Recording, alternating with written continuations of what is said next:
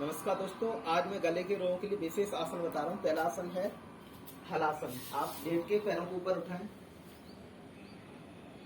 और रोक के रखें 1 से 2 मिनट, फिर धीरे धीरे वापस। दूसरा आसन है हलासन, पैरों को पीछे ले आना,